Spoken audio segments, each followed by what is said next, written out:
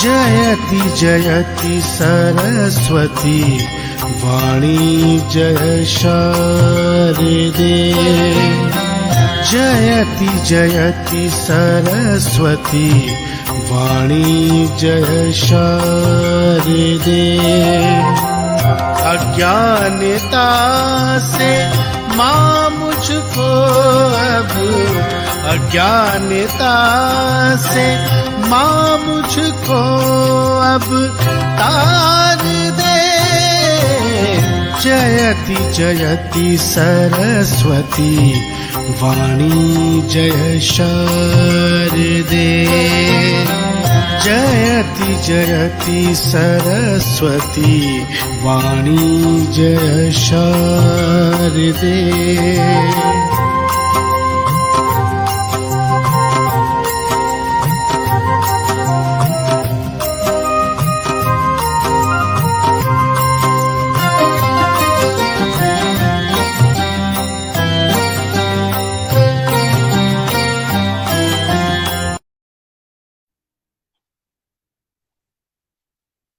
नमस्कार।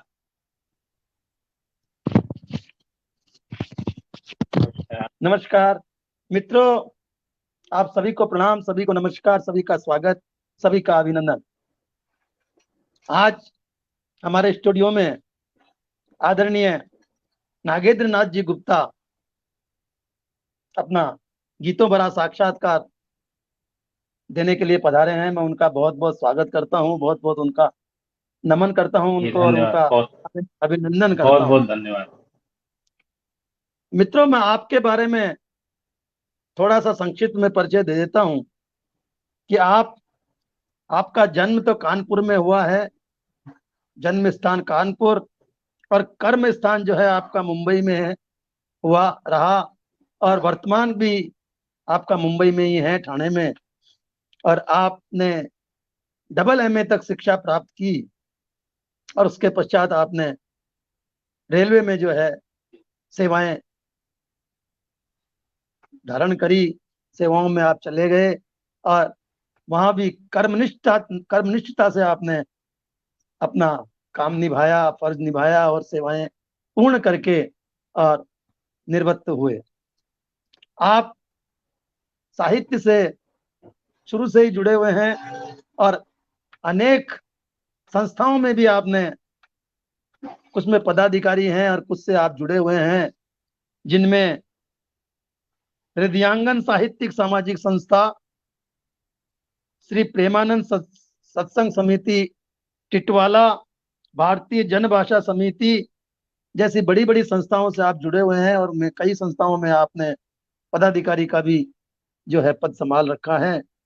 आप जो है साहित्य में, कविताओं में आपने कविताएं लिखी हैं बहुत सी। आप लेख भी लिख लेते हैं, गीत भी लिखते हैं, गजलें भी लिखते हैं, यानी कि हरफन मौला हैं। दूसरे शब्दों में अगर हरफन मौला कहा जाए तो कोई अतिशयोक्ति नहीं होगी। आप जो है, और वो सारी कलाएं अभी आज हम देखेंगे, इनकी गीत भी सुनेंगे, गजल भी सुनेंगे और छंद भी सुनेंगे। आपने जो है अनेक मंचों पर और अनेक पटलों पर शिरकत की है और हर जगह से आपको सम्मान पत्र मिला है, सम्मान मिला है।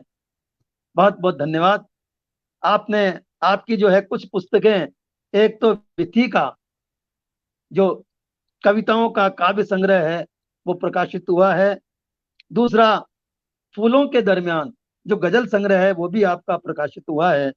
इसके अतिरिक्त भी आपके कई साझा जो है संस्करण प्रकाशित हो चुके हैं और अनेकों, आज भी जो है अनेकों पत्रिकाओं में आपके लेख, कविताएं, गजलें प्रकाशित होती रहती हैं। तो आज एक ऐसी सम्मानीय विभूति हमारे स्टूडियो में पधारी है, हम धन्य हो गए हैं, हमारा स्टूडियो आज धन्य हो गया है। तो आदरणीय, मैं इस काव्य यात्रा को प्रारंभ करूं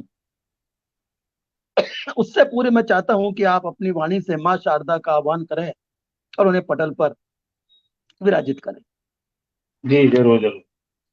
मैं सबसे पहले परम आदरणीय डॉक्टर सुब्रत शर्मा जी का आभार प्रकट करता हूँ उनको हृदय से आभार बंदन अभिनंदन करता हूँ कि मुझ जैसे छोटे कलमकार को आपने अपने प्रतिष्ठित मंच पे बुलाया। मैं आपका हृदय से आभार व्यक्त करता हूँ। सर और ये आपका परंपरा बड़प्पन है कि अनुसार, आप इतने इतने बड़े होकर भी आप अपने आप को छोटा नहीं मानते हैं, सर, ये आपका बड़प्पन है। और इसी से मैं सिद्ध तो होता है कि आप जो है अनमोल हीरा आ, है। मैं तो आपको आदर्श मानता हूँ। आपके क्रियाकलाप में देखता रहता हूँ, आप इतने सक्रिय हैं कि मैं आपको ही गुरु मानता हूँ और आप हमारे आदर्श नहीं हैं। नहीं सर, मैं नहीं। आपकी गतिविधियों की, आपकी लेखनी को नमन करता हूँ, बहुत बहुत सुंदर है। तो मैं चाहूंगा कि आपका जैसा आदेश हुआ है, माँ वीणा पाणी की वंदना में एक छोटा सा गीत रखता हूँ, ध्यान दीजिएगा। शारदे माँ, शारदे माँ, कीजिए उपकार ये। शारदे माँ, शारदे माँ, कीजिए उपकार ये। भेंट करता शब्द पल्लव, लीजिए उपहार ये। शारदे माँ, शारदे माँ, हम है सेवक आपके, बस शब्द के साधक बने। हम हैं सेवक आपके, बस शब्द के साधक बने। ली शरण है आपकी, बस प्यार के याचक बने। लेखनी सच लिख सके, अज्ञान के बादल छटे। लेखनी सच लिख सके, अज्ञान के बादल छटे। ज्ञान की लौ जल उठे, संकीर्णता सारी मिटे। संकीर्णता सारी मिटे। और माँ का विग्रह देखिए, माँ वीणा पाणी हाथ में पुस्तक लिए हुए हैं, एक में वीणा है, तो उसका है, कर में पुस्तक और वीणा है तुम्हारे हाथ में। कर में पुस्तक और वीणा है तुम्हारे हाथ में। कर रहा तुमको नमन, माँ पुष्प लेकर हाथ में। माँ पुष्प लेकर हाथ में। जय माँ वीणा पाणी, जय माँ शारदा। नमस्कार बहुत करते सुंदर, हुए, बहुत सुंदर। माँ वीणा और हमारे पटल पर आकर के विराजित हो गई है। जी हाँ, तो सर, जैसा कि ये प्रश्न मैं हर हमारे अतिथि से पूछता हूँ कि आपको ये साहित्य का या कविताएं लिखने का, गजल लिखने का शौक कब से लगा? कब से आपने ये प्रारंभ किया? कैसे आप इस क्षेत्र में आए? क्या परिवार जी में हाँ। भी कोई पहले आपका, आपके परिवार में भी पहले कोई थे? नहीं, परिवार में तो नहीं था। मैं इसकी कहानी बताना मैं भी चाहता हूँ। हमारे हाँ सर। घर के पास में, मैं कानपुर का निवासी हूँ, हम्म। तो हमारे ही घर के पास में एक बहुत बड़ा मंदिर था, बनखंडेश्वर मंदिर। वहां पर हर साल गीता जयंती को 8-9 दिन का सत्संग होता था, महात्मा लोग आते थे। और वहां पर अंताक्षरी, बच्चों से अंताक्षरी कराई जाती है। बहुत बचपन की बात में है, जब हम लोग अच्छा। 5वें या 6वें में पढ़ते होंगे। तो वो अंताक्षरी रामायण की चौपाइयों की होती। तो हमारी मदर ने, हमारी माता जी ने हम लोगों को बहुत कुछ पढ़ा दिया, सिखा दिया था, रटा दिया था। तो किसी भी हम्म। अक्षर पे अगर चौपाई समाप्त होती है तो हम लोग फटाक से बोल देते थे। तो वहां से ये जाना मेरे को, और वो भी लाइव में सुनाना पड़ता है, इतने सत्संग में सबके सामने। तो सब कंठस्थ होती थी और कुछ लय से सुनाते थे। तो वहां से धीरे हम्म। धीरे प्रेरणा हुई, हर साल हम जाते थे, सुनाते थे, पुरस्कार मिलते थे, बहुत अच्छा लगता था। तो धीरे धीरे दायरा बढ़ता है, फिर धीरे धीरे लिखने की शुरुआत हुई। स्कूल कॉलेज में कोई फंक्शन में सुनाया, छोटा मोटा यदा कदा ऐसा हो जाता था, कोई रेगुलर नहीं था। उसके बाद में मैं दो चार कविताएं, कानपुर में एक दैनिक जागरण आता है, वहां पर पब्लिश हुई, बच्चों की दैनिक जागरण में आई। फिर मैं मुंबई आ गया। यहाँ पर सर्विस अच्छा। रखते हुए तुम्हें एक नव भारत टाइम्स आता है मुंबई में, जो हम्म। दिल्ली में भी आता है, मुंबई में आता है, और एक नव भारत आता है, सामना आता है। इसे कई तरह के हिंदी के पेपर आते हैं। तो हम्म। शुरुआत में मैं उनके पत्र लिखता था ज्यादातर, मन की बात, आपके पत्र, ऐसे करके मैंने बहुत कम कम सैकड़ों पत्र लिखे, सब में छपे हैं। उस समय कविताएं नहीं लिखता था, जो भी अच्छा। समस्या होती, वर्तमान समस्या, उसके ऊपर मैं लेख लिखता था, छोटे छोटे पत्र लिखता था। तो वो तो छाप देते थे, बड़ा अच्छा लगता था। तो अपने मित्र मंडली में बड़ा फेमस हो गया, कि चर्चित हो गया कि भाई आप बहुत कुछ लिखते थे। फिर किसी ने एक सलाह दी, गुप्ता जी आप कविताएं क्यों नहीं लिखते, आप जब इतनी भाषा इस्तेमाल करते हैं, लिखते हैं, तो आपको कविताएं लिखनी चाहिए। तो मैंने कहा ये हम्म। बात तो सही है। बचपन की चीज जो चिंगारी थी, वो धीरे से फिर प्रज्वलित हो गई। तो मैंने कविता लिखने की शुरुआत की। तो ये करीब, काफी बचपन की जो कविताएं हैं, देखिए एक 2000 2001 या 2 में आस्था चैनल हमारा शुरू हुआ था। हाँ। 2001 या 2 के बाद में आस्था चैनल की शुरुआत हुई थी। तो उन्होंने शुरुआत में बोला था कि गुरु पूर्णिमा का समय है, आप अपने गुरु के ऊपर कुछ लिखिए, लिख करके भेजिए बाई पोस्ट। तो उत्साहित होकर के मैंने उनको भेजा अच्छा। था। तो उनको वो कविता पसंद आई, बहुत पसंद आई। तो उन्होंने जवाब में हमको प्रशस्ति पत्र दिया, और लेटर दिया, और साथ में एक शिवलिंग दिया, जो आज भी हमारे घर में वाह रखा हुआ है। तो वो एक वाह वाह वाह। बड़ा उससे उत्साहित हुआ, मैं उत्साहित हुआ कि कविता लिखने में थोड़ा सा मैंने ध्यान देना शुरू किया। तो डॉक्टर साहब उसके बाद में क्या हुआ, 1-2 साल के बाद में हमारी आशीर्वाद संस्था है, मुंबई की बड़ी विख्यात संस्था है, हर साल प्रोग्राम कराते अच्छा। हैं। उनकी हम्म। तरफ से सन 2011-12 की बात होगी, एक उन्होंने 100, मुंबई के 100 कवियों का एक संकलन निकाला। सो हाँ जो हाँ। जितने लोग मुंबई में रहते हैं मेन में, तो उनसे कविताओं का संग्रह उन्होंने बनाया, और उस संग्रह में मेरी कविता भी सिलेक्ट हुई। वाह। फिर बाद में बहुत सुंदर। बड़ी खुशी की बात हुई, उस पुस्तक में मेरा भी नाम आया, फोटो आया। और फिर जो बिरला कॉलेज हॉल है बहुत बड़ा मुंबई में, बिरला मातुश्री सभागृह, वहाँ फंक्शन हुआ, और वहाँ पर बुलाया गया और सम्मान वम्मान किया गया, तो बड़ा अच्छा लगा। हमारे परिवार के लोग भी गए, उनको भी बड़ा अच्छा लगा। तो विधिवत बहुत यात्रा सुंदर। हमारी 2002 से शुरू हुई, विधिवत यात्रा। तो धीरे धीरे हम पत्रिकाओं में लिखते रहे, कई गजलों में गजल लिखी, कविताएं लिखी, रचनाएं लिखी, लेख लिखी, मतलब यात्रा धीरे धीरे आगे बढ़ती गई। और काफी कुछ प्रशंसा पत्र मिले, वाहवाही मिली। कई संस्थाओं से मैं जुड़ा, अभी भी जुड़ा हूँ। थोड़ा ये कुछ कोरोना काल की होने की वजह, जैसा कि सबको हाँ। मालूम है, सारे कार्यक्रम घर से ही संपन्न हो रहे थे, ऑनलाइन होने लगे, और उसमें भी मैं सक्रिय रहा। आप जैसे शुभ चिंतकों ने हमको बुलाया, ऐसे कई जगह से मेरा काव्य पाठ हुआ, गोष्ठियां हुई, कई जगह से जाकर हुआ। एक बचपन की मैं कविता सुनाना चाहता हूँ, जो मैंने इतनी बातें कर दी, लेकिन वो जो शायद आप भी सुनना चाहेंगे। हाँ हाँ। हाँ हाँ सर, हम जरूर जरूर सुनेंगे, हाँ लेकिन एक बार मैं हमारे पटल के उस पार जो हमारे अतिथि जो हैं वो मान्यवर जो हमें देख रहे हैं सुन रहे हैं, मैं उनका हाँ स्वागत जी। कर दूं। राजेंद्र जी बैकुंठपुरी हमारे साथ सबसे पहले जुड़े थे। आप सबका, आपका बहुत बहुत धन्यवाद, बहुत बहुत आपका अभिनंदन, और आपका आशीर्वाद मिल रहा है, आपका स्नेह मिल रहा है, इसके लिए आपको बहुत बहुत साधुवाद। प्रदीप श्रीवास्तव जी हमारे साथ जुड़े हैं, आपका भी बहुत बहुत स्वागत है, बहुत बहुत अभिनंदन है आपका। और डॉक्टर रूपचंद शास्त्री जी मयंक उत्तराखंड से हैं, ये भी हमारे साथ जुड़े हैं, बहुत बढ़िया। ये भी जो है कवि हैं, इनका भी चैनल चलता है।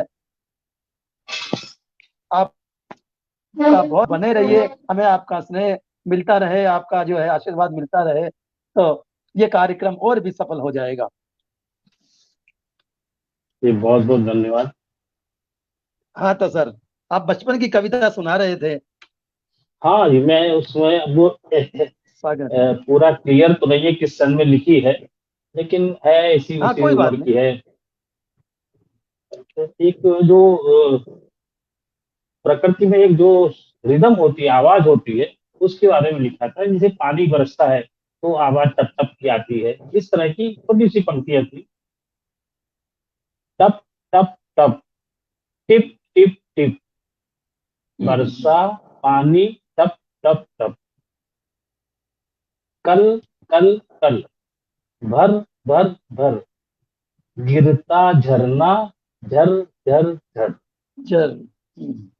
हवा, सर सर हाँ। सर, फर फर फर, चली हवा, हर हर हर, तड़ बिजली बिजली चमकती है, तड़ तड़ तड़, कड़ कड़ कड़, चमकी बिजली, चम चम चम।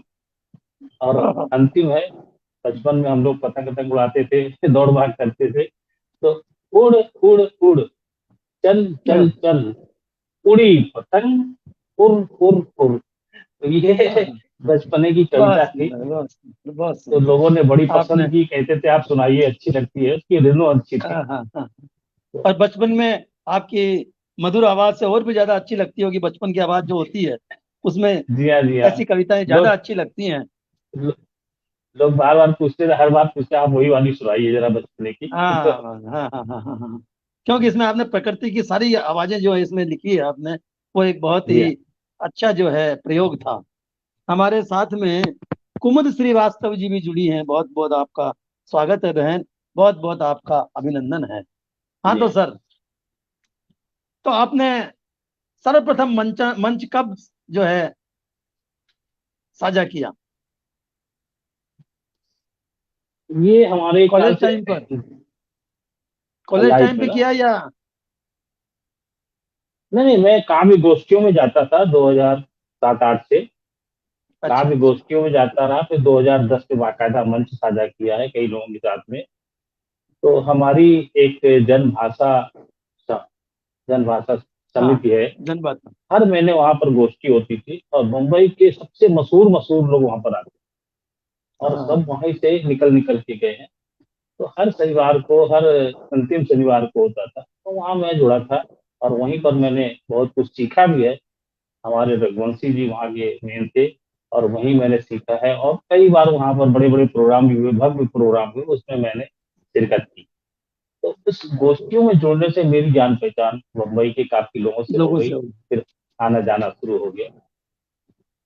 फिर बाद में ये हृदयांकन साहित्यिक संस्था बनी मुंबई में, हम्म। अखिल भारतीय, तो इसकी कई जगह हैं, इसके भव्य प्रोग्राम हुए। कोरोना की वजह से अभी जरा सब नहीं हो पा हाँ, रहा है। दिक्कत आई थी, हाँ, बाधाएं आ गई। और हमारा ये श्री प्रेमानंद सत्संग समिति जो है, ये टिटवाला एक शहर है, मुंबई से करीब 30-40 किलोमीटर दूर।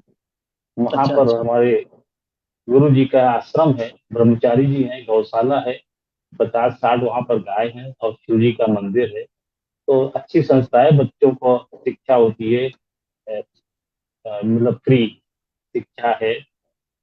जो भी सामाजिक कार्य हैं वो सब होते रहते हैं, मैं भी उसमें सहयोग करता हूँ, हमारे कई लोग उसमें सहयोगी हैं, तो अनवरत को सेवा चलती रहती है।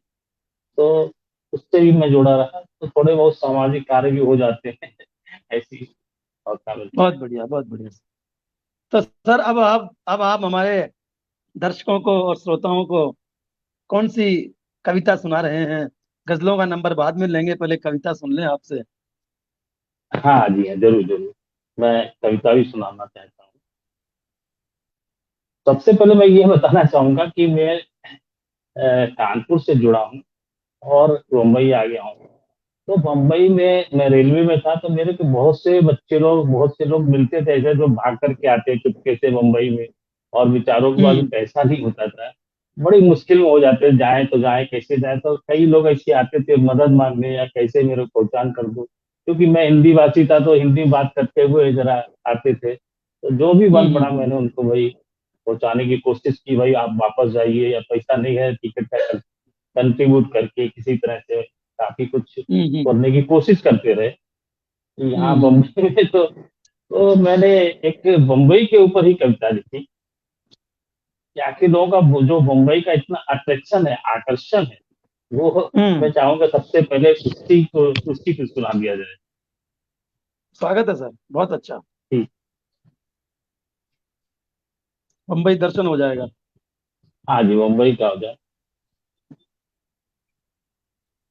डॉक्टर अरुणा पाठक जी जुड़ी है हमारे साथ। बहन आपका बहुत बहुत स्वागत है, बहुत बहुत अभिनंदन आपका, बहुत बहुत आपका आभार।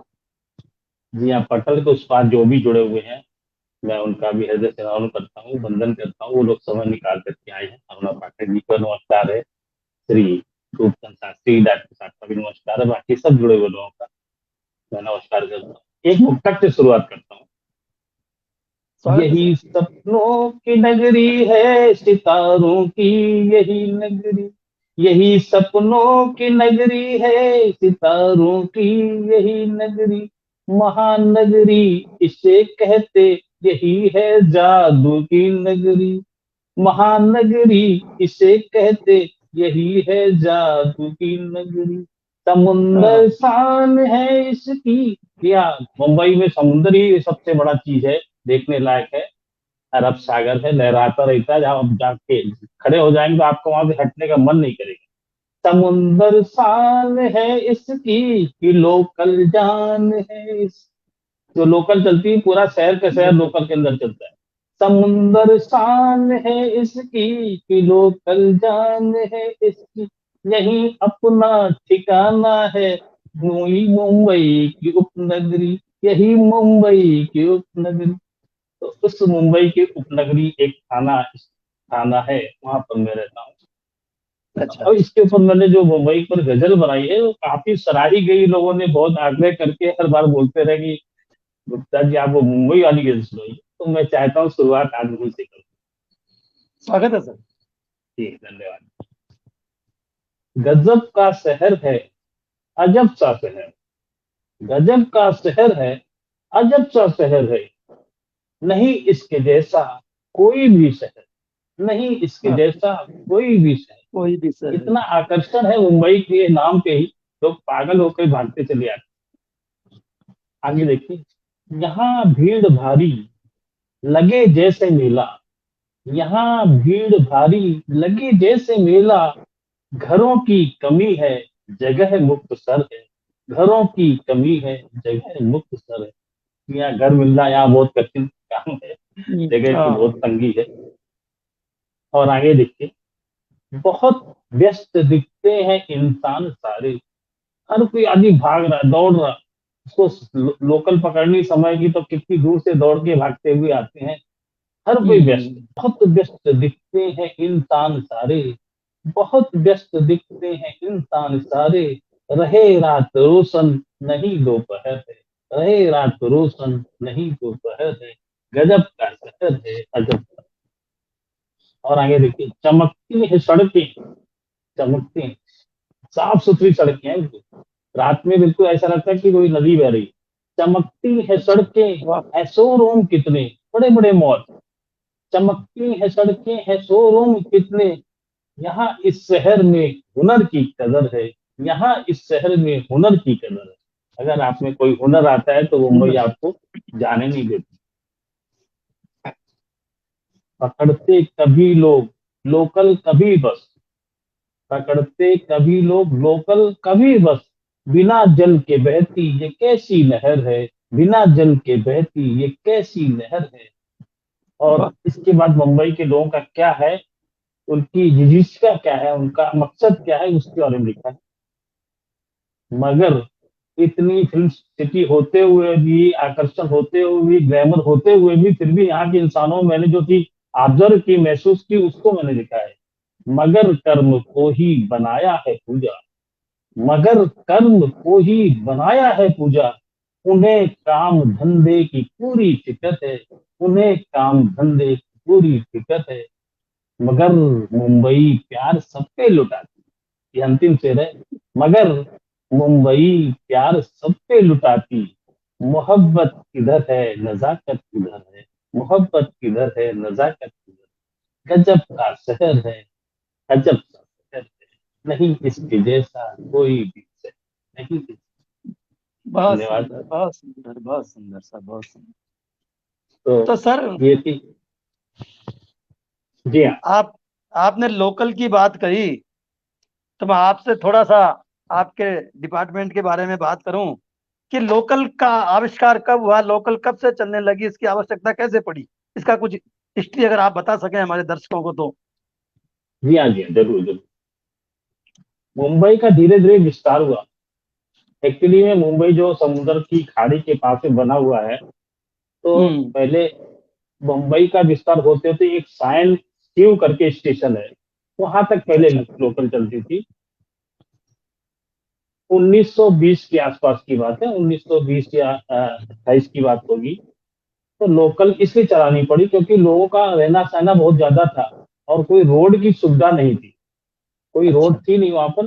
ज्यादातर तरफ खाड़ियां थी, समुद्र था, पानी था। तो जो रेलवे लाइन थी वो पहले सायन तक थी।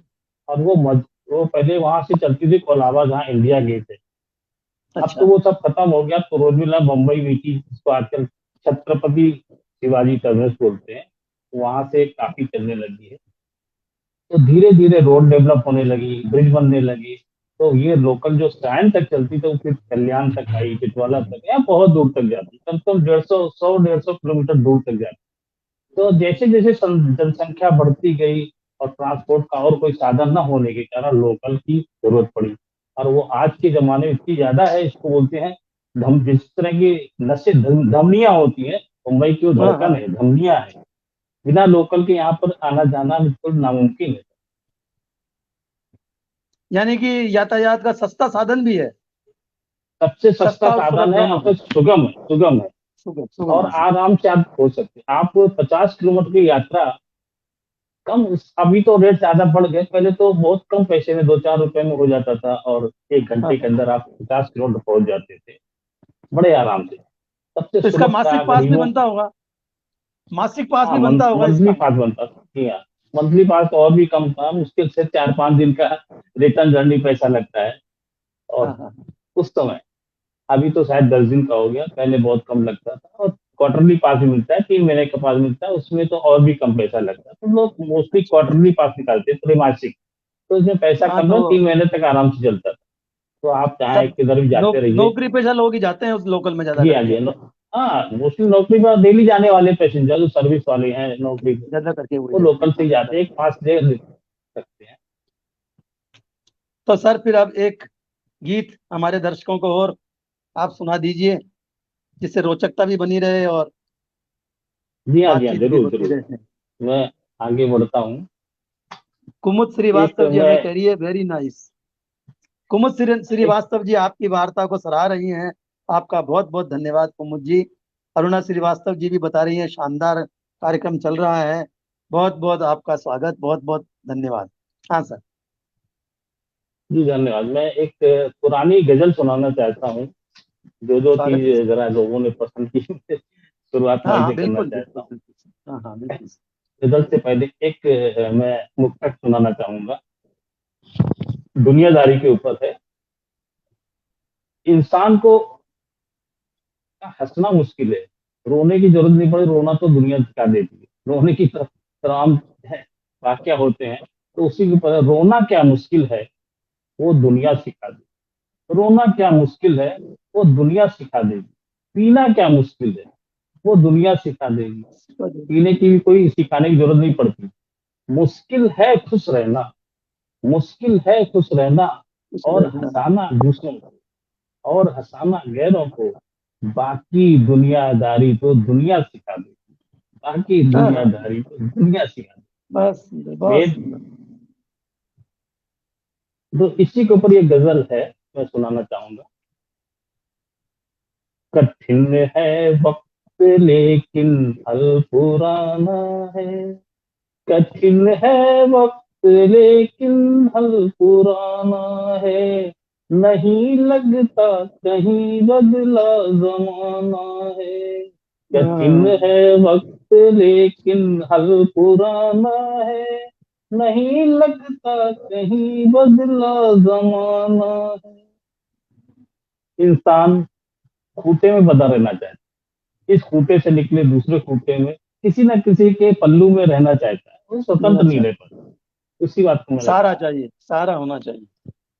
मेरी आवाज आ रही सर बराबर? बिल्कुल बिल्कुल आ रही है सर, बहुत बढ़िया आ रही ओ, है। ठीक ठीक। मेरी राग तो ज्यादा अच्छी नहीं है, फिर भी मैं कोशिश कर नहीं रहा कोई था। बात नहीं, कोई बात नहीं, ठीक। आनंद आ रहा है सर, कंटिन्यू रखिए आप तो। बदलते रहते हम खूंटे, कभी पाले, बदलते रहते हम खूंटे कभी पाले, परिंदों ने नहीं बदला ठिकाना है, क्या परिंदों बात। ने नहीं बदला ठिकाना है, नहीं लगता कहीं बदला जमाना है। आगे, न आए सामना करना चुनौती का, न आए सामना करना चुनौती का, हमारे पास रहता एक बहाना है, हमारे पास रहता एक एक बहाना है। बहाना जी है। हाँ, वाह। जब हम लोग नाकाम हो जाते हैं तो उसमें एक बहाना कुछ ना कुछ हाजिर कर हाँ, देते बना लेते हैं, गढ़ लेते हैं। हैं। और देखिए, मोहब्बत को बयां करना है नामुमकिन, मोहब्बत जिसको हो जाती है वो बयां नहीं कर सकता, वो अंदर ही अंदर की बात है। मोहब्बत को बयां कर पाना है मुश्किल, कर पाना है मुश्किल, जुदा तस्वीर पर रोगन फसाना है, जुदा तस्वीर पे रोगन फसाना है। अगर हम ना चाहे तो कोई दुश्मनी नहीं कर सकता। एक अगर आदमी दुश्मनी मानता है तो हम लोग भी दुश्मनी मान लेते हैं। दोनों तरफ से हो जाता है। नहीं चाहे कोई तो दुश्मनी कैसी, नहीं चाहे कोई तो दुश्मनी कैसी, बेमतलब हमने साधा क्यों निशाना है, बेमतलब हमने साधा क्यों निशाना है, नहीं लगता कहीं बदला जमाना है। और आगे देखिए, बदलते हैं समय के संग हर रिश्ते, समय के साथ बहुत कुछ बदल जाता है, समय के संग बदलते हैं समय के संग सब रिश्ते, लबों पे आजकल फिल्मी तराना है, लगो लबों बस पे फिर भी। आजकल फिल्मी तराना है। और गजल का अंतिम शेर है, ध्यान दीजिए, हकीकत है अलग पर लोग क्या समझे, हकीकत हकीकत अलग होती है, सच्चाई कुछ अलग होती है, दिखता कुछ अलग है। यहाँ की भाषा में कहा जाता है, जो आहे तो दिसत नहीं, मराठी में कहा जाता है जो आहे यानी जो है वो दिसत नहीं, दिखता नहीं, और जो दिसत है ये आहे नहीं, जो दिख रहा वो है नहीं। अपने ऐसे बोलो, जो है वो दिखता नहीं, जो दिखता है वो होता नहीं।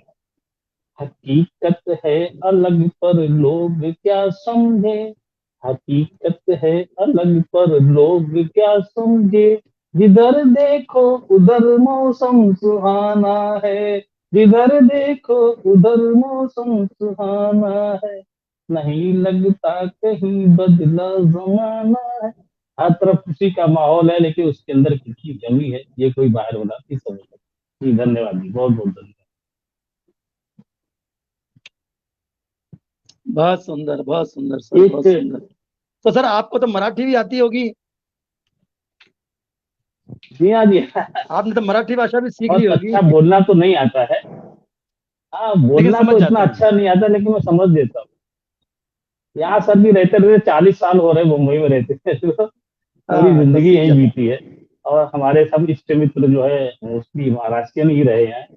तो बोलना तो आता है थोड़ा बहुत, लेकिन मैं समझ सब लेता हूँ, पढ़ भी लेता हूँ थोड़ा बहुत। आपके बच्चे अच्छी तरह समझ लेते, बोल लेते होंगे।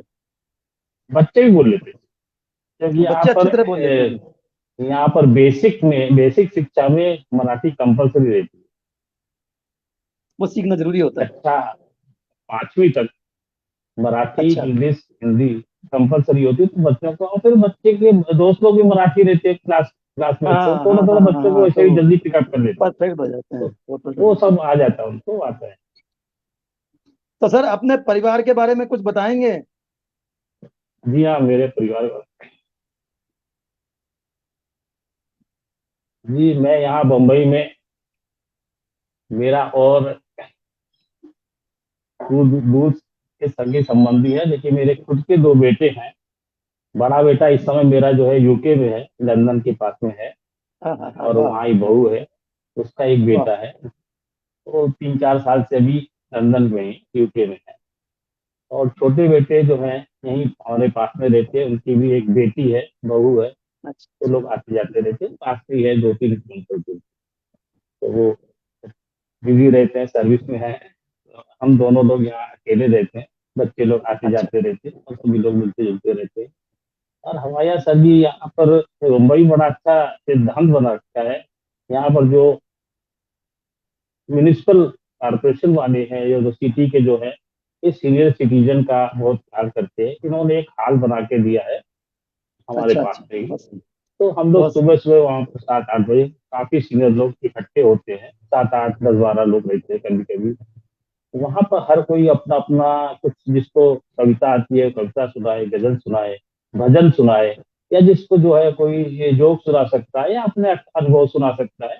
तो 1-2 घंटे की बैठक होती है नियम से। तो वहां पर हम लोग जाते रहते हैं। तो कुछ ना कुछ वहां भी गाना वाना होता रहता है, कविताएं होती रहती है। और कभी किसी का जन्मदिन वगैरह होता है, जन्मदिन भी सेलिब्रेट किया जाता है। मतलब एक तरह से अच्छी पद्धति है। अब तो आजकल तो काफी सब जगह चालू हो गई है, तो चालू से हाँ, चलता है। तो उसमें जो है ग्रुप रहता है, काफी कुछ प्रोग्राम आयोजन वगैरह होते रहते हैं सोशल। बहुत सुंदर, बहुत सुंदर। मित्रों, हम लोग आपसे जो है, हमारे साथ जो अतिथि हैं गुप्ता जी, इनसे हम कविताएं कम सुनेंगे, बातें ज्यादा करेंगे, क्योंकि बातें करने का अवसर बहुत कम आता है। हमेशा पटल पर आप हम देखते हैं कि साहित्यकार आते हैं, अपनी गजलें सुनाते हैं, गीत सुनाते हैं, छंद सुनाते हैं और विदा लेकर के चले जाते हैं। लेकिन हम नहीं जान पाते हैं उनके बैकग्राउंड के बारे में, उनके पीछे क्या है, उनके जीवन में क्या है, कितनी परेशानियां उन्होंने झेली होगी। क्योंकि ये समय में और जो समय सीनियर सिटीजन का पहले का था, उसमें बहुत अंतर है। आज पैसे की कोई कमी नहीं है, लेकिन एक समय वो था, सीनियर सिटीजन के समय में, हमारे समय में, जब एक एक पैसा भी बड़ा मुश्किल से हमें घर वाले हमारे को खर्चे के लिए दिया करते थे। मुझे याद है, एक पैसा वो छेद वाला पैसा चला करता था। गुप्ता जी, जी आपको हाँ जी। ध्यान हो तो, हाँ तांबे का हाँ हाँ, पैसा हुआ बिल्कुल। करता था। जी वो हाँ जी। बड़े मतलब संभाल संभाल करके हमें एक पैसा एक हफ्ते में मिलता था, और बड़े संभाल करके उसको पिन में लगा करके, सेफ्टी पिन में लगा करके और कमीज में लगा के बड़े इतराते हुए स्कूल जाते थे कि हमारे पास एक पैसा है। तो पैसे की उस समय इतनी वैल्यू थी। हम लोगों ने बड़ा संघर्ष करके जीवन यापन किया है, इस मुकाम तक पहुंचे हैं। तो यही सब कारण है कि हम अपने मन की बातें सीनियर सिटीजन से करें, जो चोटी के कलाकार हैं, चोटी तक पहुंचे हैं, जिन्होंने संघर्ष करके। हम उनकी जीवनी से आप लोगों को भी कुछ देना चाहते हैं। आप लोग भी कुछ सीखें, संघर्ष करें और इस मुकाम तक पहुंचने का प्रयास करें। तो आदरणीय, हम अपने लोगों जीवन के बारे में। मैं सर यही कहना चाहूंगा कि वो जो आप बात कर रहे थे बचत की, वो नेचर में आ जाती है, प्रवृत्ति खून में आ जाती है। हम लोग अभी भी बचत करने की चेष्टा करते रहते हैं। और बच्चे लोग ज्यादा खर्चा करते हैं तो अपने को थोड़ा सा वो होता है। वही हम लोगों ने हाँ। बड़ा संघर्ष करके बड़ा स्ट्रगल करके बहुत ही बचत कर करके धीरे धीरे आगे बढ़े हैं। तो पैसे की कदर करना चाहिए, बचाना चाहिए, खाना शराब खर्च नहीं करना चाहिए, कदर करनी चाहिए। देखिए आज के जमाने की माहौल अलग है, सब अपने अपने ढर्रे से चलते हैं। लेकिन हम लोगों के मन में अभी भी रहता है, जितना अधिक से अधिक बचत हो जाए, जितना कम से कम खर्चा करना पड़े, वो ज्यादा अच्छा रहे। इस तो जमाने में सबसे बड़ा सच्चा मित्र पैसा ही है। जिसके पास जी पैसा हाँ। है उसकी कद्र है, तो वरना कद्र भी किसी की नहीं है। जी हाँ, पैसे के बिना क्या बीमारी है, हारी है, कभी कुछ भी हो जाए तो पैसा होना बहुत जरूरी है, पैसा बेसिक बहुत चीज जरूरी है। है। सबसे जरूरी पैसा ही है। पैसा है तो सब कुछ ठीक है। और पैसा भी तो वो जो गांठ में हो, जो हाँ, अपने पास हो, अपने वो पास। पैसा अपना है। जी हाँ जी हाँ जी हाँ। किसी अभी को तो उधार दिया हुआ पैसा अपना नहीं है। अभी तो बहुत ज्यादा कम हो गया इंटरेस्ट वगैरह, थोड़ा सा। पहले तो काफी अच्छा इंटरेस्ट मिलता था, जैसा कि आपको मालूम है। धीरे धीरे बहुत कम हो गया है। तो लोग परेशान है बेचारे, जिनके खर्चे बढ़ गए हैं, वो कैसे करें, वो हाँ। खाली पेंशन के सहारे हैं जो भी हैं। पहले काफी ज्यादा पेंशन का इंटरेस्ट मिलता था, इस समय थोड़ा सा बहुत ज्यादा कम है। खैर वो ठीक है। तो मैं एक महत्वपूर्ण बात बताना चाहता हूँ हाँ सर। कि जीवन में बदलाव कैसे आता है। ऊपर वाला जब चाहता है तो वो अपने हाथ से करा लेता है। मैं एक हाँ। वाक्य सुनाना चाहूंगा, बहुत ही अच्छा वाक्य है। ये मैं अपने बच्चों को स्कूल छोड़ने जाता था जब वो छोटे थे। तो थोड़ा दूरी था, नजदीकी था, आधा आधा किलोमीटर करीब होगा, तो पैदल हम लोग जाते थे छोड़ने। तो स्कूल के पास में एक भीख मांगने वाली बैठी रहती थी। तो देखिए भगवान जब कराता है तो क्या कराता, तो उसमें क्या हो गया, एक दिन मैं जा रहा था तो उस समय कम से 30 साल पहले की बात हो, एक 2 रुपए का नोट जो लाल वाला आता था ना, हम्म। लाल रंग का आता था, दो दो का हाँ नोट हाँ मेरे हाँ हाँ। को सड़क पर पड़ा हुआ मिला। वो अच्छा। सड़क पे पड़ा हुआ, मैंने उसको उठा लिया। उठा तो लिया, हम्म लेकिन मैंने सोचा ये पड़ा हुआ पैसा मैं लेता नहीं हूँ। जैसे मैं थोड़ा आगे बढ़ा तो एकदम से वो भिखारी जो सामने बैठी तो उसने हाथ फैला दिया। तो मैंने उसको वो 2 रुपया का नोट उसी को दे दिया। तो बड़ी खुश हो गई। उस जमाने में 2 रुपए देना, 2 रुपए, तो वो बड़ी दो खुश सौ हो गई। रुपए के बराबर थे, दो दो सौ सौ रुपए के के बाद बराबर हुआ अब करते थे। अब तो डॉक्टर साहब उसने मेरे को पहचान लिया कि भाई इन्होंने 2 रुपए का नोट दिया मेरे को। तो मैं जब रोज जाता था उधर तो रोज मेरी तरफ देखती थी, तो मैं संकोच बस फिर उसको कुछ ना कुछ देना मैंने शुरू कर दिया, क्योंकि मेरे हम्म लगता था अगर नहीं देंगे तो ये क्या सोचेगी। तो ये ऊपर हम्म वाले ने मेरे से ऐसा काम कराया कि मेरे को देने की आदत पड़ गई। किसी को मांगेगा तो वो मेरे को देना पड़ गया। मैं नियम से उधर जाता था, वो सामने मिलती थी तो मैं कुछ ना कुछ तैयार घर से तैयारी रखता था, 1-2 रुपए जो भी है उसको दे दूं। तो बड़ी वो देना। खुश हो जाती है। ये मैं करना नहीं चाहता, लेकिन ऊपर वाले ने मेरे से करवाया। करवा लिया, सही।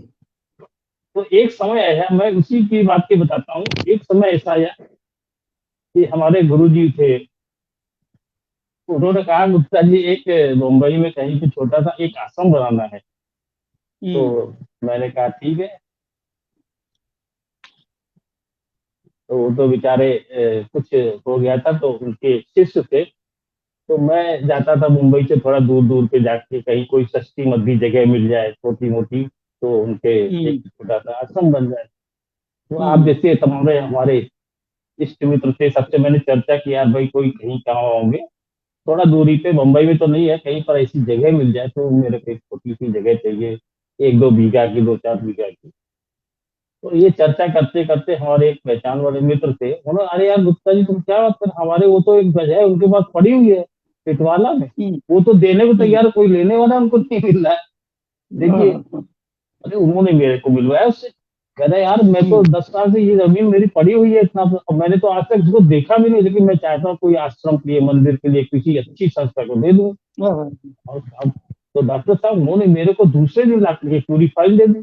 कह रहे अरे आप तो इतना हम्म। अच्छा काम कर रहे हैं, उसके लिए ढूंढे काहे कि भाई समय ये तो दान करने के लिए रखी लीजिए।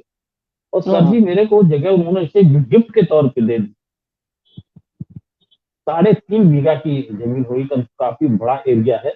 और मैं गया हाँ, कहने, मैंने तो उसको देखा, जगह देखी नहीं है, कहाँ है, कैसी है, किस हालत में है, अपने कब्जे में है कि नहीं, कुछ पता नहीं, ये सब आप पता हम्म करिए। मैं हम्म दौड़ भाग किया, सब पता किया, सब जगह सुरक्षित की, सब कुछ था। फिर मैंने लिखा पढ़ी कराई।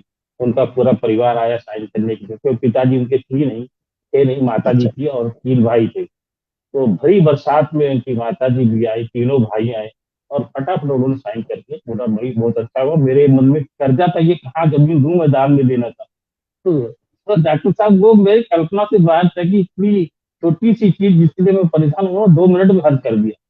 तो आज उसी जगह पे, उसी भूमि पे, उनकी दी हुई भूमि पे वो मंदिर बना हुआ है, शंकर जी का मंदिर है, गौशाला है, वहाँ ब्रह्मचारी जी रहते हैं, और गौशाला में कई गाय हैं, बहुत बच्चे लोग पढ़ते हैं। तो सब ऊपर वाली की कृपा है, वो कराना चाहता है किसी के माध्यम से तो वो करवा देता तो ये बात आप टिटवाला की बात कर रहे हैं क्या? है। जी हाँ, जी हाँ। टिटवाला आश्रम जो है। जी, श्री वाह प्रेमानंद वाह वाह। सत्संग समिति जो है, हाँ, श्री प्रेमानंद गोस्वामी सत्संग। समिति बनाई है, वहाँ कुछ ना कुछ हाँ, कार्यक्रम होते रहते हैं। बहुत सुंदर, बहुत सुंदर सर, तो बहुत ये सुंदर। मैं ये बताना चाहता हूँ, ऊपर वाला जिसके हाथ से काम करवाना चाहता है, वो माध्यम बना देता है उसको। माध्यम बना तो देता मैं तो है, बिल्कुल सर। पूरा अच्छा उदाहरण हूँ। तो मैं यही बस। मोटिवेट करता हूँ।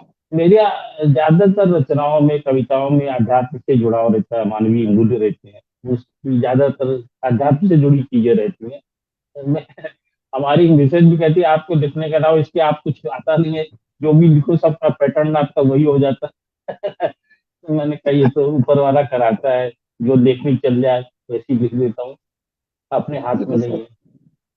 इसीलिए तो सर मैंने फिर अपने सुनाइए, परिचय में। कोई कोई आध्यात्मिक रचना कोई हो तो सुनाइए। जी हाँ, जी हाँ, जरूर जरूर।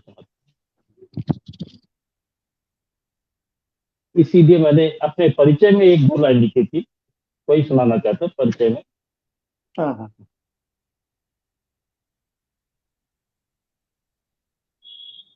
मैं अपने गीत गजलों में तुम्हारा नाम लिखता हूँ। मैं अपने गीत गजलों में तुम्हारा नाम लिखता हूँ। कहीं राधा, कहीं लिखता, कहीं घनश्याम लिखता हूँ। कहीं राधा, कहीं लिखता, कहीं घनश्याम लिखता। लिखाना चाहता जो हो वही लिखना सुहाता है। लिखाना चाहता जो हो वही लिखना सुहाता है। जहाँ चर्चा चले तेरी उसे मैं धाम लिखता हूँ। जहाँ चर्चा चले तेरी उसे मैं धाम लिखता हूँ। यह वही धाम होता है, चारों धाम में हाँ जहाँ हाँ, भगवान बिल्कुल का बिल्कुल। सत्संग हो, उसकी बात की चर्चा हो, तो वही धाम हो जाता है। तो मैं अपने परिचय में यही एक सुना देता हूँ। आपका आदेश हुआ तो मैं एक रचना सुनाऊंगा। बिल्कुल बिल्कुल सर, स्वागत है आपका।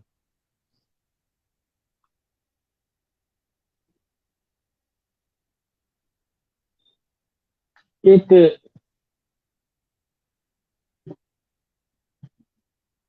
जिस तरह से जल हमारे लिए जरूरी है, खाना जरूरी है, जीवन जरूरी है, इस तरह से सब कुछ जरूरी है। जल की बचत भी करनी चाहिए और उसका भंडारण भी करना चाहिए।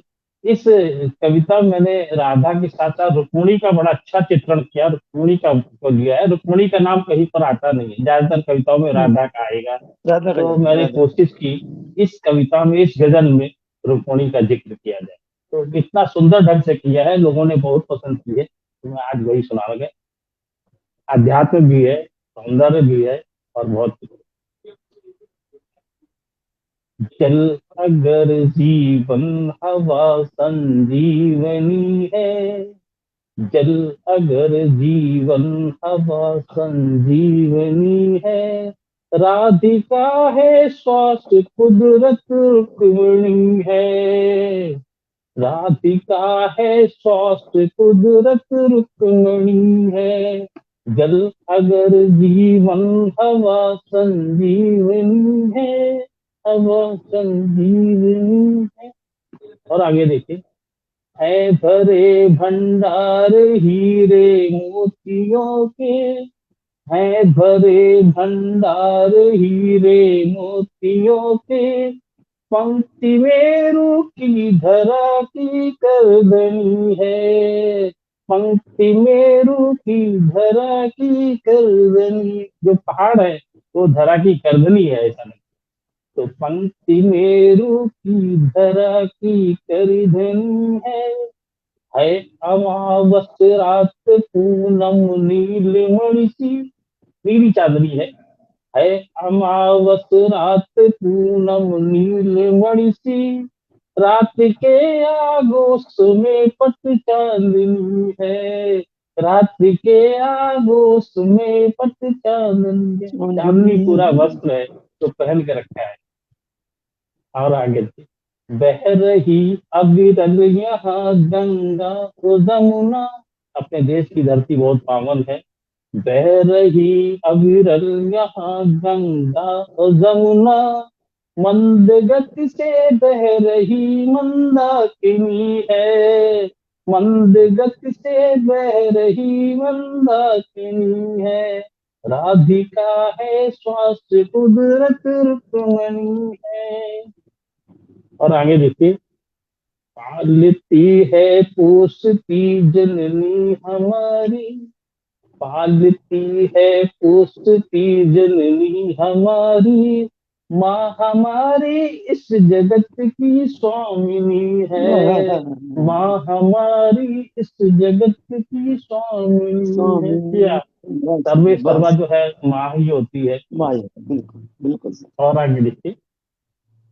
है यहाँ मंदिर हजारों मस्जिदें भी है। है यहाँ मंदिर हजारों मस्जिदें भी। हर जगह उस नूर की ही रोशनी है। हर जगह उस नूर की ही रोशनी है।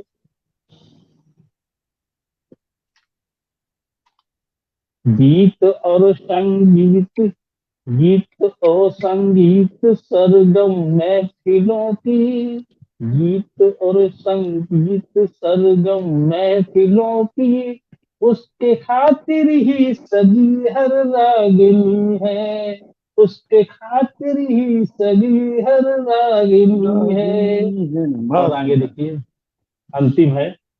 स्वर्ग से सुंदर सकल धरती हमारी, स्वर्ग से सुंदर सकल धरती हमारी, जिसके स्वागत में कवि की लेखनी है, जिसके स्वागत में कवि की लेखनी है।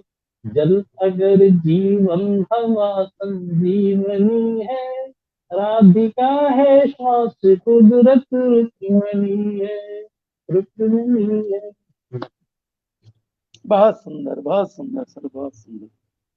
तो तो सर हम इस काव्य यात्रा को आगे बढ़ाएं और आपसे कोई रचना सुने, उससे पहले हम चाहेंगे कि आप और कोई अपना संस्मरण ऐसा हो जो कि हमारे दर्शकों के लिए मार्गदर्शक भी करे और आदर्श भी बने। ऐसा कोई संस्मरण आपके जीवन में हो तो सुनाइए। हमारे गुरु जी का कहना था, एक वाक्य मैं सुनना चाहूंगा। कभी कभी अपने से अनजाने में छोटी मोटी गलतियां हो जाती हैं। मैं एक जगह पर ऑफिस इंचार्ज था, तो एक हम्म। वृद्ध आदमी सरदार जी एक रोज आता था, डेली आता था दोपहर के 2 बजे 3 बजे, और बोलता साहब मेरे को स्टेशन से इस साइड में उस साइड में जाना है, अच्छा। तो मेरे कोई पकड़ेगा तो नहीं। तो इतना हम्म। वृद्ध आदमी था बेचारा, बुढ़ा। तो मैं उसको बोल देता काका आप जाइए, आपको कोई नहीं रोकेगा, मैं यहाँ बैठा हूँ, आप जाइए। मैं उस समय वहाँ का स्टेशन इंचार्ज था। तो वो अच्छा। बेचारा नियम से आता था और उससे से पूछता था, क्या बोलता आप जाओ जाओ। अब मेरे को मालूम था इतना बुजुर्ग आदमी को कौन पकड़ेगा, कोई पकड़ेगा नहीं। कौन? तो डॉक्टर साहब क्या हुआ, मैं कई बार से वो आता रहा, मैं ऐसे ही कहता रहा। एक दिन मैं कुछ काम में व्यस्त था, या कुछ लोग बैठे हुए थे, मैं काफी उसमें था। तो वो हम्म। काका जी सरदार जी जैसे ही सामने आए, उन्होंने बोला, हमने कहा काका क्या यार आप रोज रोज आ जाते हो पूछते हो? मैंने तो बोला ना कोई पकड़ेगा नहीं आपको। तब मैंने हम्म। उससे गुस्से से उससे ऐसा कहा। वो उस दिन चला गया, और उसके जाने के बाद में सर जी वो दूसरे दिन से वो आए नहीं, कभी नहीं आए। मैं उसका अच्छा। इंतजार करता रहा कि एक बार ये आ जाए तो उससे मैं माफी मांग लूं, मैंने उसको गुस्से से हम्म। बोल दिया था। लेकिन हम्म। सर जी मेरी वो उससे जो मैंने गुस्से में बोला, नाराजगी से बोला, तो वो बात से चला गया। उसके बाद से वो मेरे को आज तक दिखा नहीं। इस बात को मेरे को आज तक अफसोस होता है कि मैंने इतना गुस्से में क्यों बोला था उससे, सीधा उसको इशारा कर देता था। तो ये कभी भी इंसान को कभी भी अपने उखड़ना नहीं चाहिए। मैं इसे बहुत बड़ा सब मानता हूँ। जो भी सुनने वाले हो मैं उनसे विनती करूंगा, कभी भी आप किसी बुजुर्ग का किसी अनजाने से भी चिल्लाना नहीं चाहिए था। मैं अपने आप को बहुत इसमें अपना महसूस करता हूँ, मेरी बहुत बड़ी गलती रही है जिंदगी की। क्योंकि मैं बाद में तरसता रहा कि एक बार वो सामने आ जाए तो मैं इससे हाथ जोड़ के माफी मांग लूं। लेकिन वो भगवान ने वो मौका नहीं दिया, वो आज तक मेरे को दिखा नहीं, मैं जब तक रहा। तो यही मैं कहना चाहूंगा, किसी का भी तिरस्कार नहीं करना चाहिए, अपमान नहीं करना चाहिए। आप कितना भी बिजी हो, व्यस्त हो, कैसा भी, उसके माहौल को नम्रता से विनम्रता से उसका काम। तो मित्रों, जी जैसे गुप्ता जी को अपराध बोध की जो है, अब तक अपराध बोध हो रहा है कि मैंने ये गलती करी, पर हो सकता है कि वो इंसान पता नहीं किस रूप में कौन थे कौन नहीं थे, प्रतिदिन आते और इनसे मिलते थे, इनसे इनसे बात करने का उनको एक तरह से शौक था कि मैं ये इनसे किसी तरह से बात करूं। पता नहीं ये कौन सी आत्मा थी, किस वेश में कौन आया था, और उस दिन के बाद जब उनका अपमान हो गया, या अपमान नहीं तो उनको दिल में ठेस लगी होगी कि ये मेरे से ऐसा कैसे बोले, वो उस मेरे को दिन के एक बाद वो पंक्ति नहीं याद आती आए। रही, डॉक्टर हाँ। साहब वो एक पंक्ति मेरे को याद आती, ना जाने किस देश में नारायण मिल जाए। मिल जाए। तो वो बिल्कुल आज सही। सत्य साबित हो गई कि ना ना किसी भगवान के रूप में आते होंगे, लेकिन मैंने हाँ उनका हो। निरादर कर दिया। तो बहुत बिल्कुल अफसोस बिल्कुल होता सही, मेरे को। बिल्कुल सही बात। तो मैं चाहता हूँ सुनने वालों को कभी कभी इस बात को जरा ध्यान करें, गौर करें, समझ लें। क्योंकि आगे से ये जिंदगी से जाता नहीं, मेरे जहन से ये चीज जाती नहीं है कि मैंने एक निरादर किया। हो सकता है भगवान ही हमारी परीक्षा लेने के लिए आते होंगे, तो हाँ मैं उसमें हाँ हाँ, कुछ फेल ना हो कुछ गया, तो। असफल हो गया। बिल्कुल सही ये बात है सर। बिल्कुल सच्चा वाकया है, और मर्म स्पर्शी है। सबको संदेश भी देना चाहता हूँ इसी बात से। सर धन्यवाद। कई बार ऐसा होता है, मैं अपने जीवन की एक घटना सुनाता हूँ कि मैं जयपुर से भीलवाड़ा गया किसी कार्य से। बहुत पुरानी बात है, करीब 50 साल 55 साल पुरानी बात है। तो मेरी जेब कट गई और जिनसे मैं मिलने गया था उनका ट्रांसफर हो गया, वो जयपुर आ गए। अब मेरी जेब कट गई, मेरी जेब में एक पैसा नहीं, जयपुर मुझको आना। तो सर मैं बड़ा उदास होकर के रेलवे स्टेशन पे आकर के एक बेंच पे सो गया। वहां पर एक बुजुर्ग आए, उन्होंने माथे पे टोपी लगा रखी, जो मारवाड़ी टोपी जिसे कहते हैं, बनिए लोग जो लगाते हैं, महाजन हाँ जी, लोग। हाँ जी। धोती पहन रखी, कुर्ता पहन रखा, और सिगरेट पीते हुए मेरे सिरहाने आकर के बैठ गए। मुझे थोड़ी शंका हुई कि कहीं ऐसा नहीं हो कि ये पहले जेब कट चुकी है मेरी, कहीं मेरी ये जूते भी नहीं ले जाए। मैं जूते खोल के सो रहा था। हाँ तो जी। थोड़ी देर तो मैं जगता रहा, वो बैठे रहे, मैं भी बैठ गया कि नींद नहीं आ जाए कहीं। तो उन्होंने मुझसे पूछा कि बेटा तुम कहाँ जाओगे, कैसे आए हो, क्या बात है, कहाँ आए हो। तो सर जब कोई अपने मन की सी बात पूछता है तो बड़ा मतलब आदमी का दिल भर जाता है। मेरा दिल भर हम्म। गया और मैंने उनको सारी बात बता दी कि इस तरह से जो है मैं आया था और जिनसे मिलने आया था उनका ट्रांसफर हो गया, वो जयपुर चले गए और मेरे साथ ये घटना घट गई। तो उन्होंने कहा अच्छा। मैंने कहा आप कैसे, आप कहाँ जाएंगे। तो उन्होंने कहा बेटा मुझे कहीं नहीं जाना, मैं सामने, छोटा स्टेशन हुआ करता था उस समय, तो उन्होंने बताया हम्म। सामने मेरी जो है सीमेंट के पाइप की फैक्ट्री है और मेरा पूरा परिवार जो है धीरे धीरे नष्ट हो गया है, मैं अकेला रह गया हूँ और मुझे रात को नींद नहीं आती है, तो मैं रेलवे स्टेशन पर मन बहलाने के लिए आ जाता हूँ। मुझे बड़ा अफसोस हुआ। तो साहब थोड़ी देर बाद उन्होंने एक ठेले वाले को बुलाया और बुला करके उससे गर्मा गर्म पकौड़ी और चाय बना करके मुझे पिलाई। बोला आपने, बेटा तुमने खाना भी नहीं खाया आज शाम को। तो मेरा और दिल भर गया गुप्ता जी। थोड़ी देर बाद जब गाड़ी आने को हुई तो वो तो प्रतिदिन रेलवे स्टेशन पर आते थे, सबसे उनकी जान पहचान थी। उन्होंने किसी को संकेत किया, वो जाकर के जयपुर का एक टिकट लेकर के आ गए और उन हम्म। महाशय ने मुझे वो टिकट देकर गाड़ी में बैठा दिया और मुझे 10 रुपए उन्होंने नगद दिए कि बेटा रास्ते में हो सकता है तुम्हें और कोई जरूरत पड़ जी। जाए, कल सुबह कल शाम तक तुम अजमेर जयपुर पहुंचोगे, तो 10 रुपए आपको चाहिए ही चाहिए तुमको। मैंने कहा आप अपना एड्रेस बता दीजिए, मैं आपको मनी ऑर्डर करा दूंगा। उन्होंने कहा बताता हूँ करते रहे और गाड़ी रवाना हो गई। वो आज तक मुझे मतलब जो है, न तो उनका कोई एड्रेस मेरे को मिला ना कुछ जी, और मिला।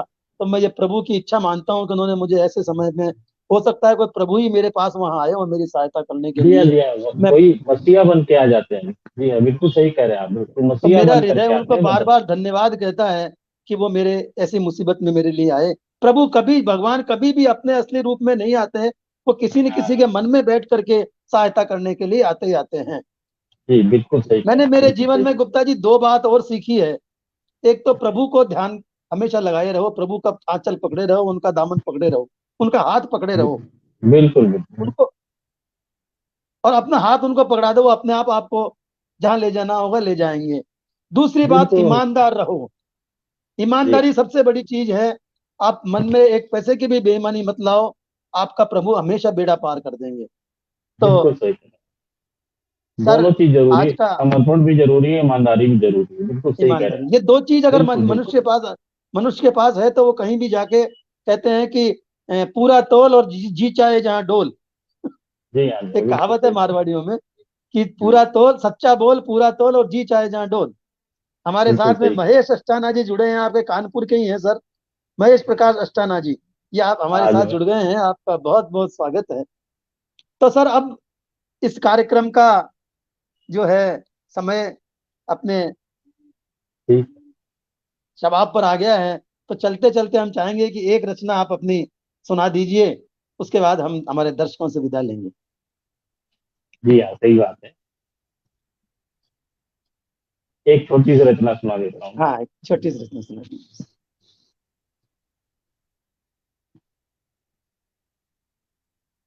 सुनना तो बहुत कुछ चाहते हैं हम आपसे, लेकिन अब समय की मर्यादा है। तो मैं सारी रचना में सुना रहा हूँ, अपने करेक्टर के बारे में है। जैसे अपना नेचर रहा है, उसी को मैंने कविता में, गजल में डाला है। स्वागत सही को गलत यार करना ना आया, सही को गलत यार करना ना आया, अखाड़ों में हरदम उतरना ना आया, अखाड़ों में हरदम उतरना ना आया, गलत सही को गलत कभी करना ना आया, नहीं रास आई तुम्हारी नसीहत, नहीं रास आई तुम्हारी नसीहत, तुम्हारी तरह बस संवरना ना आया, तुम्हारी तरह वाह बस संवरना ना आया, अखाड़ों में हरदम उतरना ना, किसी से टक्कर लेने की कभी कोशिश नहीं की, किसी से सिखाने की कोशिश, दुनिया सिखाती रहती है, आप ऐसा करो, ये करना चाहिए, वो करना चाहिए, ऐसा करना चाहिए, आप ऐसा नहीं करते, तो सिखाती रहती है।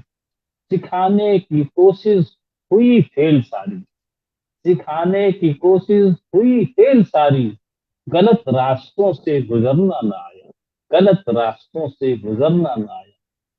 और देखिए, छुरी रख बगल में कहे राम कैसे, मुख में राम बगल में छुरी, छुरी रख बगल में कहे राम कैसे, किसी के परों को कतरना ना आया, किसी के वाह परों को कतरना ना आया, किसी के परों को कतरना, कि बदली के पीछे छिपी चांदनी, बादल है लेकिन चांदनी तो फैली हुई है, बादल की वजह से हम देख नहीं पा रहे, ढक गई है, कि बदली के पीछे छिपी चांदनी है, कि बदली के पीछे छिपी चांदनी है, उसे पार करके उतरना ना आया, उसे पार करके उतरना ना आया, बदली नहीं आ सकती। यहाँ आज के जमाने, यहाँ प्यार की लोग कीमत लगाते, यहाँ प्यार की लोग कीमत लगाते, उन्हें प्यार उल्फत समझना ना आया, उन्हें प्यार उल्फत समझना ना आया। और वाह अंतिम है, यहाँ लोग पल पल बदलते हैं खूंटे, यहाँ लोग पल पल बदलते हैं खूंटे, जहाँ फायदा दिखता है वहां चले जाते हैं, जहाँ आकर्षण दिखता है वहां चले जाते हैं, यहाँ लोग पल पल बदलते हैं खूंटे, हमें अपने खूंटा, हमें अपने खूंटे बदलना ना आया, बदलना ना। हमें अपने खूंटे वाह क्या बदलना बात, ना आया, सही को बहुत गलत सुंदर बहुत करना सुंदर। ना आया, अखाड़ों में हरदम उतरना। जी बहुत बहुत धन्यवाद। बहुत बहुत बहुत बहुत धन्यवाद, बहुत बहुत सुंदर, बहुत बहुत अच्छा कार्यक्रम रहा चलिए, आज का। और मित्रों, हमारे साथ थे आज मैं बम्बई से, आपका भी बहुत कानपुर में तरह से जन्मे, आभार प्रकट करता हूँ।